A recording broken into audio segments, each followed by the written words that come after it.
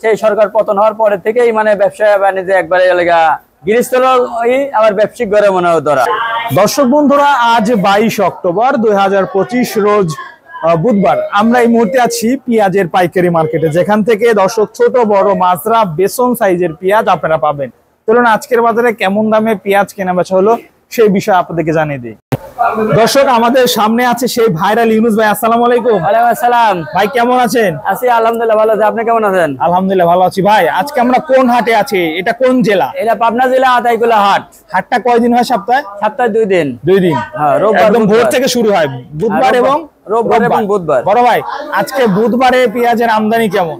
আমদানি আছে পর্যাপ্ত পরিমাণে, কিন্তু বর্তমানে বেসন মানে বীজ লাগানি বীজটার আমদানিটা বেশি, এই কারণে মোটা বীজ একটু কম আছে আমদানি, কিন্তু সে তুলনায় মোটামুটি আছে আর কি, কিন্তু বেসনটা হলে বেশি। আচ্ছা, আজকে আপনি কি কোয়ালিটির পেঁয়াজ কিনলেন ভাই? এটা আজকে কিনছে আমার ওই মানে 1 নম্বরের পরোটা আর কি। 1 নম্বর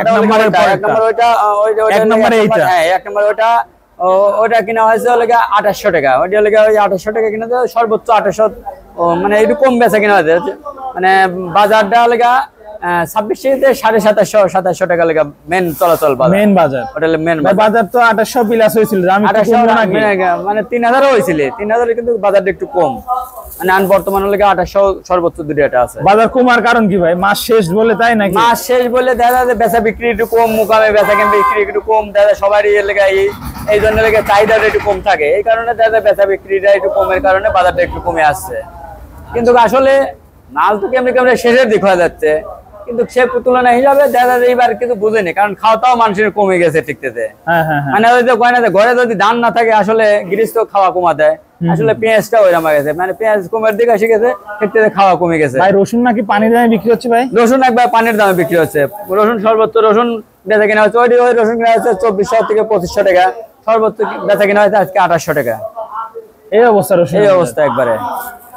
আবার 1500 আছে। 1500 আছে। ইউনুস ভাই, আমরা শুনলাম পেঁয়াজের বাজার কি সামনে কোনো সুখবর আসবে না দুঃখের খবর আসবে?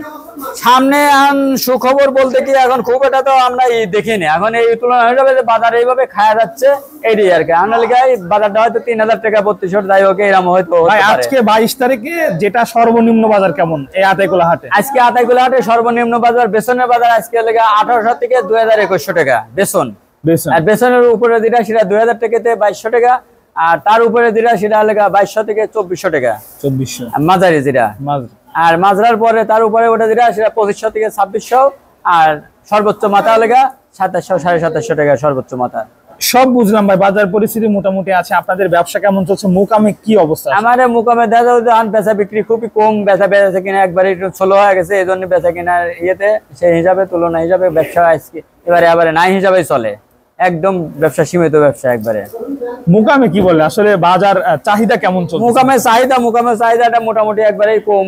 মোটামুটি যেভাবে বেচা কিনা হওয়ার কথা সেভাবে সেই চাহিদাটা নাই, কিন্তু বর্তমানে কেয়ারটেকার সরকার এই হিসাবে মোটামুটি তেমন একটা নাই, কিন্তু এর আগে সরকার ছিল, সেই সরকার পতন হওয়ার পরে থেকেই মানে ব্যবসা বাণিজ্য একবারে গৃহস্থল আবার ব্যবসায়িক ঘরে মনে হয় ধরা সমস্যা, একবারে পুরাপুরি সমস্যা।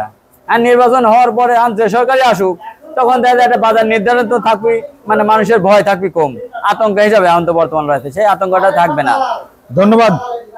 ধন্যবাদ দর্শক, ইউনুস ভাই আমাদের সঙ্গে ছিল, আমরা কথা শুনলাম আর আজকে বাজার পরিস্থিতি সম্পর্কে জানলাম। দর্শক, এই ছিল আজকের তথ্য। পরবর্তী তথ্য আপডেট পেতে আমাদের সঙ্গে